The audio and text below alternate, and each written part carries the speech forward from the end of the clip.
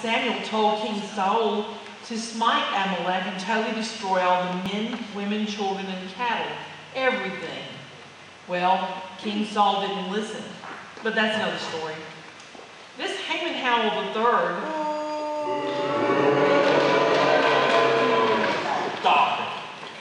is an Agagite, an Amalekite of the descendants of Agag. He's also a banker with a lot of money, and not all of it is his. Does that tell you anything? We'd be wise if we always listened to Adonai. Haman Howell III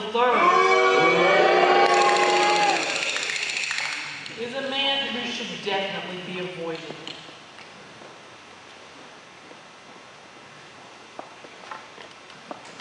Well,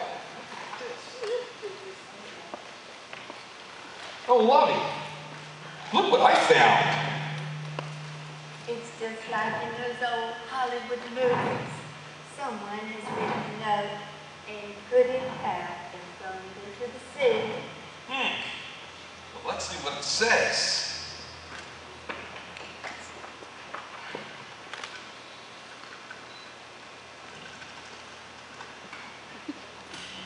Let's see what it says.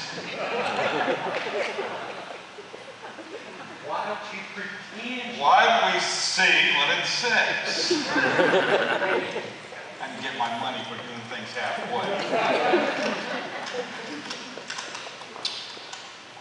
SOS. We've been shipwrecked and are stranded on an island. Please come rescue us. The SS Minnow? By Joe, Lovey, that's us. I wonder how someone knew that we were marooned on this island. Maybe the captain or Gilligan wrote the note.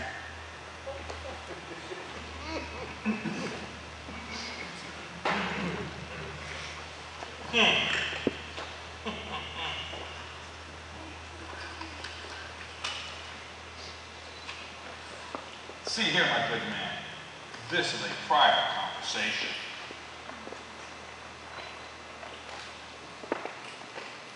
You have to excuse him, Captain.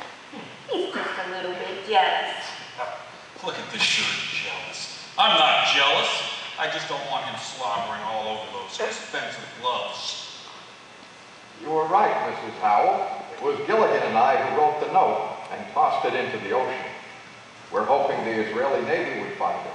After all, there's no one more reliable than the Israeli Navy. Yes, there is. The Persian Navy Yacht Club.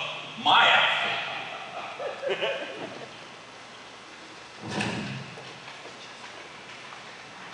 Well, there's no one who wants to be rescued more than my Haman and I.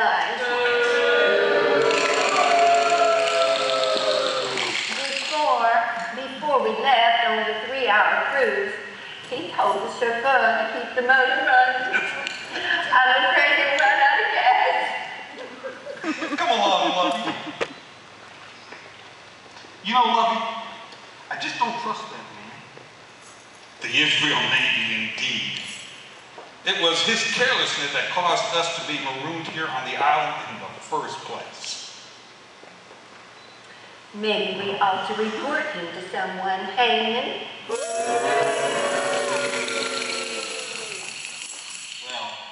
he will definitely bear watching. You know, I personally doubt if the captain, or Gilligan either, would be smart enough to think of doing something like putting a note in a bottle and tossing it in the ocean. Now, the professor, he might have come up with the idea. You've probably already guessed it, but if you haven't, that's Haman Howell's wife. Her name is Zeresh. She comes from a snooty eastern tribe of Agagites. Some say that they're actually cousins, but you didn't hear it from me. They say she's much smarter than her husband, even able to speak several languages. She does enjoy the lifestyle his money provides, so she doesn't complain too much.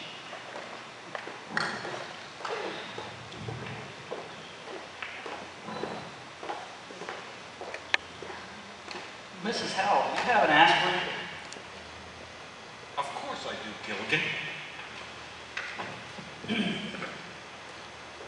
Can I borrow one, please? It's very important. Skipper has a headache. Yes, of course. They're in my pill case.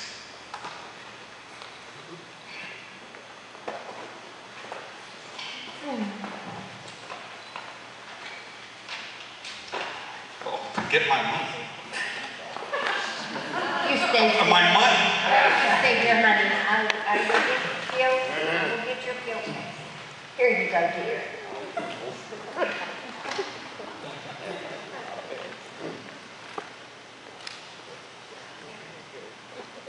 There goes a lovely lady, Gilligan.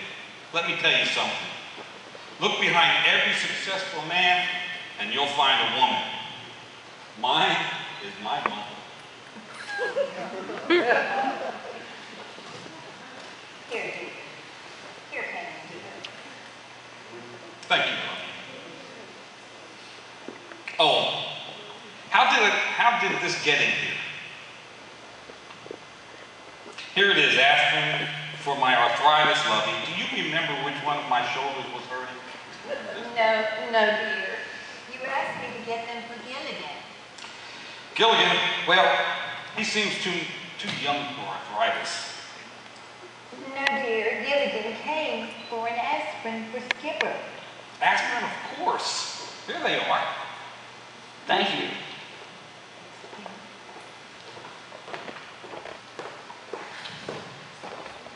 Lovey, that's the younger generation for you.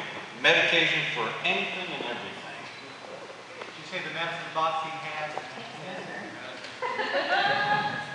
I need this too. Well, maybe this one also.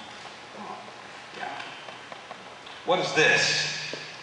Pills, pain. Fast, yeah. That's not good. Nobody rushes Howell. Give me.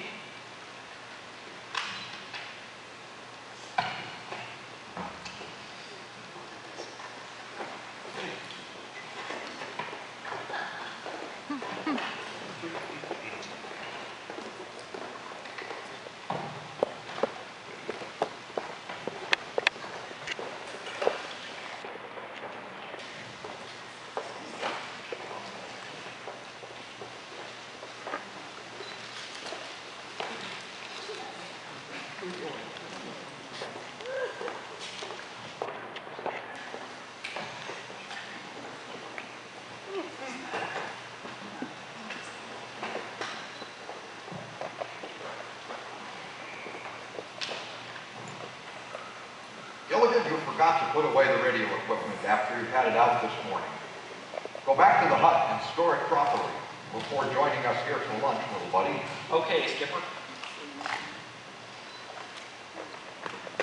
You don't have to do anything for the captain, Gilligan. Stand your guard.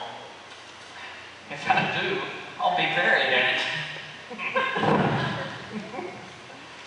Let the boy go, dear. He's no longer a boy, Lovey. He's a man? Gilligan! Okay, I'm a boy.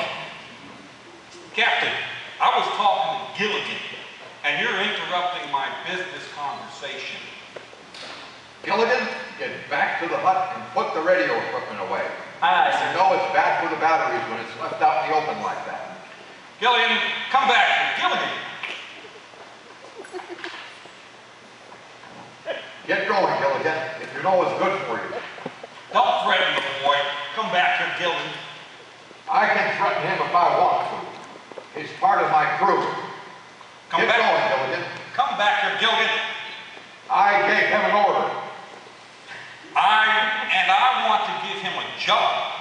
Gilligan, now you would like to be Secretary of the Navy in Persian media, wouldn't you? Gilligan, don't talk to him. Pay no attention to him, Gilligan. He will eventually be working for you. Maybe you should just toss a coin. I'm having enough troubles running this island without a mutiny on my hands. And who told you that you were running this island? Well, I am the skipper after all. It's the logical choice. But I am the chairman of the board. Professor, will you tell these people who's in charge of this island? Well, actually, no one is, Skipper.